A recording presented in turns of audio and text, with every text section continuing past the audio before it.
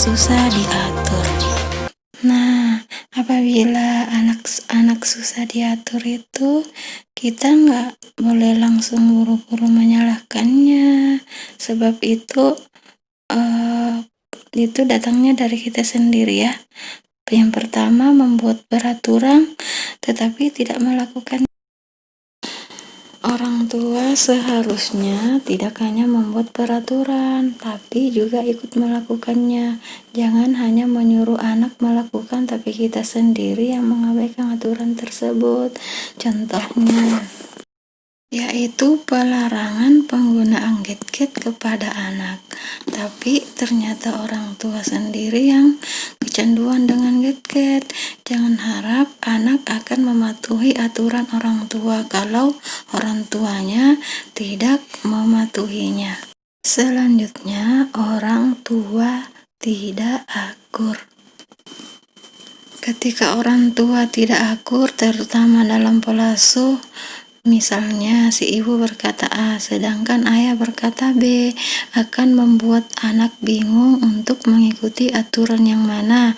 Jangan sampai dari orang tuanya sendiri tidak ada kata sepakat, sehingga ada dua aturan yang bertolak belakang. Karena itu, orang tua harus membuat kesepakatan. Selanjutnya, orang tua tidak komitmen dengan peraturan. Terkadang orang tua itu kan gampang luluh ya ketika anak merengek atau protes terhadap aturan, sehingga orang tua membiarkan anak melanggar aturan.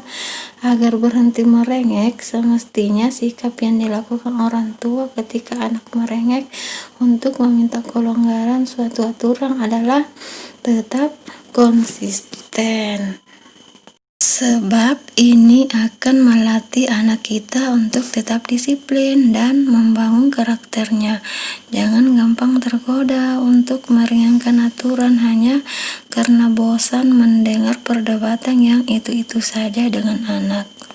Selanjutnya, orang tua mencontohkan kebiasaan yang tidak baik.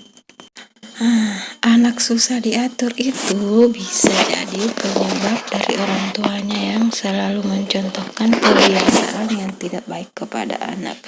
Misalnya, membawa makanan ke tempat tidur atau rumah berantakan dengan mainan karena orang tua tidak membiasakan anak untuk meletakkan kembali mainannya selesai bermain.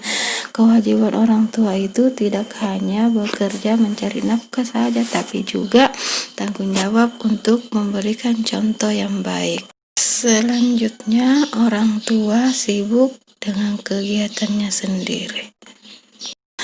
Ketika anak sedang dalam usia pertumbuhan itu, kemudian sedang aktif-aktifnya, bukannya orang tua mengajaknya bermain dan semacamnya, orang tua malah biasa lebih sibuk ya dengan kegiatannya sendiri, seperti bermain gadget, membiarkan anak bermain sendiri. Ini menunjukkan keterlibatan yang minim pada hubungan anak dan orang tua. Bagaimana anak mau mematuhi kalau orang tua sendiri yang jarang meluangkan waktu dengan anak seperti bermain dan belajar? Ayo, apakah kita pernah melakukan hal tersebut terhadap anak kita? Semoga enggak ya, mami papi atau ayah ibu. Kalau iya, mari kita perbaiki dari sekarang. Tetap semangat ya, dan tetap ikuti setiap apa yang saya sampaikan di channel saya ini. Sekian dan terima kasih. Wassalamualaikum.